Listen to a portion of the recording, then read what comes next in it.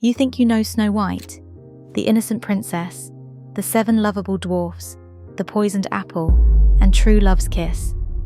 But the story you were told as a child is a lie.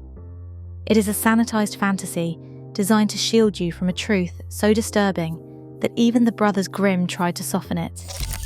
The real story of Snow White is soaked in child slavery, poisoning, madness, and death.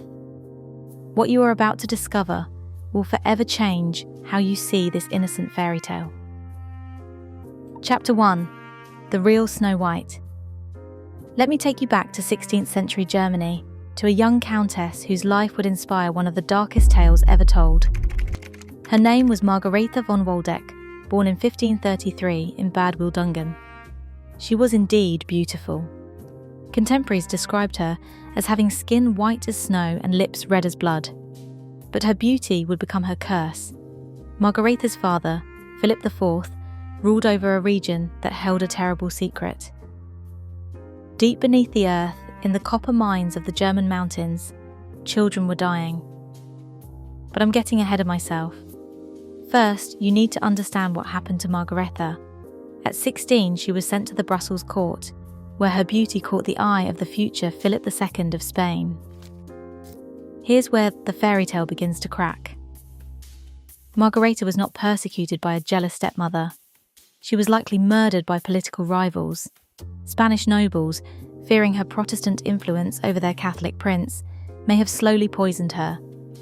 She died at 21 after her health mysteriously deteriorated and her beauty faded as the poison took hold. The court physicians documented her symptoms in chilling detail: extreme pallor, difficulty breathing, and periods of unconsciousness that resembled death.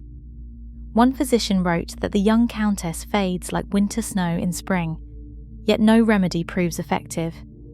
They knew she was being poisoned, but in a court where accusation meant death, silence was survival. But why would this become a fairy tale? Why disguise political assassination as jealousy? The answer lies deeper underground in those mines I mentioned. The truth about the 7 dwarfs will haunt you. Chapter 2. The Children of the Mines. When you picture the 7 dwarfs, you see cheerful, bearded men whistling while they work. The reality is a horror that 16th century Germany tried desperately to forget. In the copper mines near Waldeck, where Margaretha's father ruled, children as young as 7 were sent underground. They called them dwarfs because the toxic fumes and backbreaking labour stunted their growth so severely that grown men remained the size of children. These child miners lived in groups, often 7 or 8, to a cabin, just like in the tale. They aged rapidly. Their hair turned white, and their backs became hunched by their teens. The copper dust turned their skin grey. By 20, if they lived that long, they looked like ancient men. The cottage in the woods was not a charming refuge. It was slave quarters, where broken children counted their days in darkness. Historical records from the Waldeck mining archives describe these poor dwarfs with a mixture of pity and revulsion. They were seen as less than human, creatures of the underground. Is it any wonder that when Margaretha's story merged with their plight, the result was a tale of a princess finding refuge with 7 strange little men? The fairy tale transformed child slavery into whimsy. But the horror goes deeper still. Chapter 3. The Poisoned Mirror. Now we come to perhaps the most chilling element, the magic mirror. Mirror, mirror on the wall, who is the fairest of them all?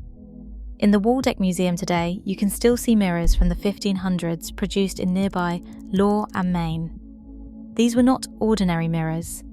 They were luxury items, so expensive they were considered magical. But here is what the fairy tales do not tell you.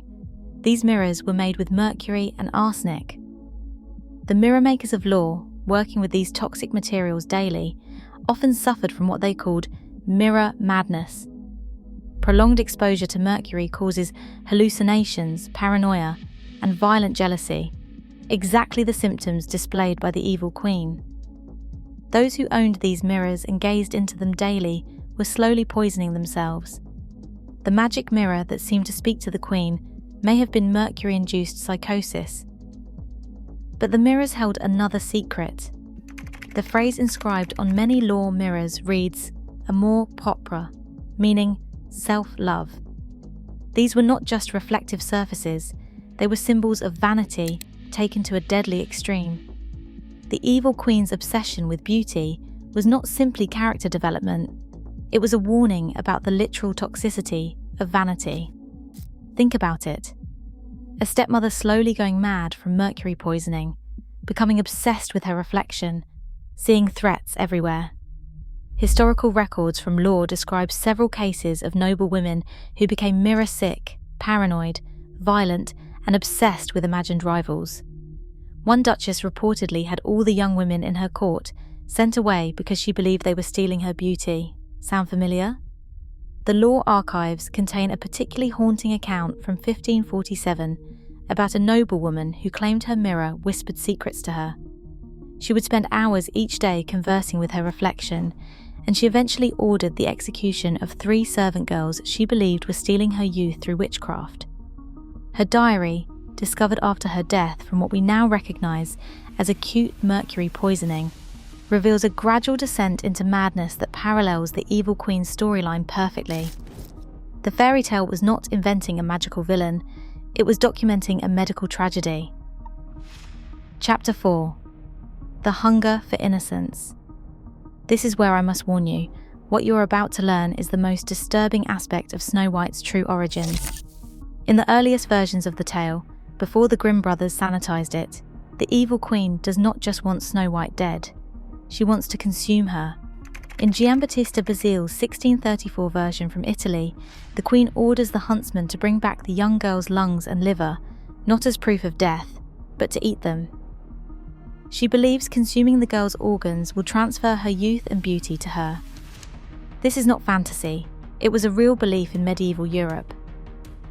The practice known as corpse medicine saw people consuming everything from powdered skull to human fat, believing it would cure disease or restore youth.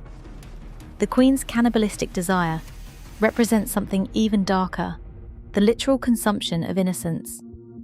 When the huntsman brings back a boar's organs instead, the queen devours them, believing she is eating her stepdaughter. The Grimm brothers reduced this to merely requesting the organs as proof. But why would organs prove death better than a head or a heart? They were hiding the cannibalistic origins. But it gets worse. In these early versions, when the prince finds Snow White's body, his mother accuses him of necrophilia. Why? Because in the original tales, he does not wake her with a kiss. He becomes obsessed with her corpse, keeping it in his room and gazing at it every day.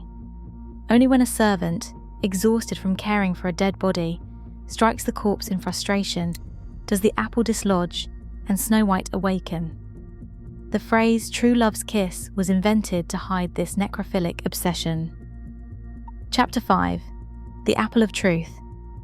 Let's talk about that apple. Blood red on one side, white on the other. In the 16th century, there was a variety of apple called the paradise apple, which grew in the Germanic regions. These apples were naturally half red and half white, and they were tied to the biblical fall from paradise. But historians have uncovered something darker. When stored improperly, these apples could develop a fungus that produced ergot alkaloids, the same compound found in LSD. The symptoms of ergot poisoning include a death-like sleep, slowed breathing, and pale skin. The victim appears dead, but remains alive. In medieval times, there are numerous accounts of miraculous resurrections that were likely people recovering from ergot poisoning. The poisoned apple was not magic, it was agricultural horror. But the apple stands for something deeper. In Germanic folklore, apples were associated with immortality and death at the same time.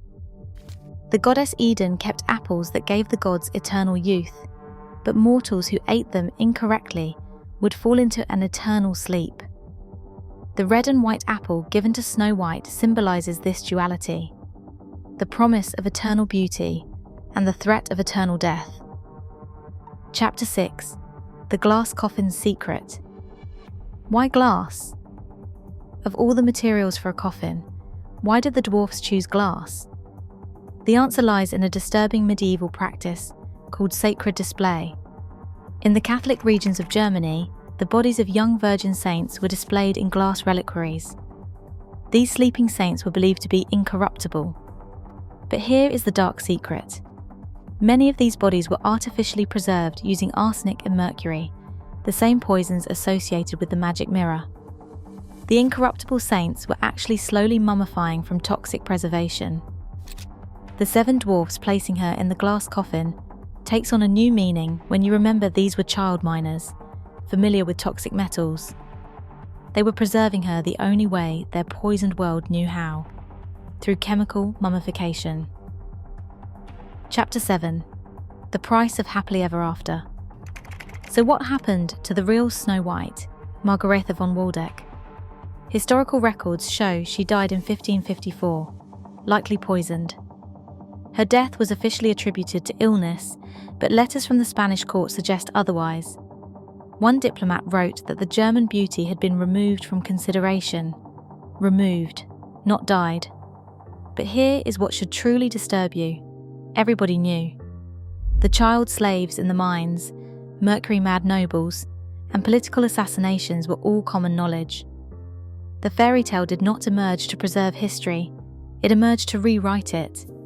Each retelling made the story more magical and less real, transforming child slavery into cheerful dwarfs, poisoning into jealous magic, and political murder into fairy tale justice. The Brothers Grimm, collecting their tales in 1812, were already working with sanitized versions. They turned the cannibalistic queen into merely a jealous stepmother. They transformed the prince's necrophilic obsession into true love's kiss. They made the child miners into magical creatures. Each change pushed the horror deeper, burying it under layers of fantasy. But there is one detail the Brothers Grimm kept that reveals they knew the truth. In their version, the evil queen is forced to dance in red-hot iron shoes until she dies. This was not fantasy.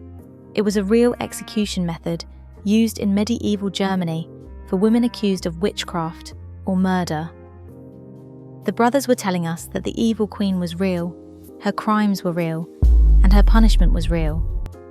They hid the truth in plain sight, wrapped in just enough fantasy to make it palatable. But why would anyone turn such darkness into a children's tale? Chapter 8.